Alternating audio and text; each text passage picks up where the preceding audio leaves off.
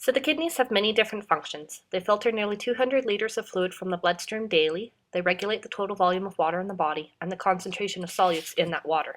Excess water and metabolic wastes are excreted in urine. The bean-shaped kidneys lie between the dorsal body wall and the parietal peritoneum in the superior lumbar region.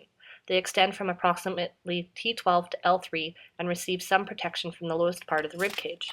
From superficial to deep, the three layers of supportive tissue surrounding the kidneys are the renal fascia, the perirenal fat capsule, and the fibrous capsule. A frontal section through a kidney reveals three distinct regions, the cortex, medulla, and pelvis. The most superficial layer is the renal cortex, and it is light in color and has a granular appearance. Deep to the cortex is the darker reddish-brown medulla, which exhibits cone-shaped tissues called medullary or renal pyramids. The pyramids appear striped because they are formed almost entirely of parallel bundles of tubules and capillaries. Within the medulla and cortex, there are microscopic structures called nephrons. There are millions of nephrons in the kidney. They form urine, remove excess water and wastes from your blood. They return substances like sodium, potassium, and phosphorus to your body. We start with the renal corpuscle, which is located in the cortex. It contains the glomerulus, which is a tuft of capillaries, and the glomerular capsule, which is a cup-shaped hollow.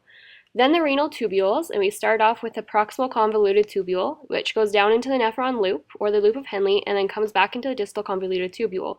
The distal convoluted tubule then forms the collecting duct. From the collecting ducts of the nephrons, the urine drains into minor calyces. These minor calyces join into larger tubes called major calyces. The major calyces then drain into the renal pelvis, a funnel-shaped tube that is continuous with the ureter. The ureters descend into the bladder, and then the urethra excretes the urine.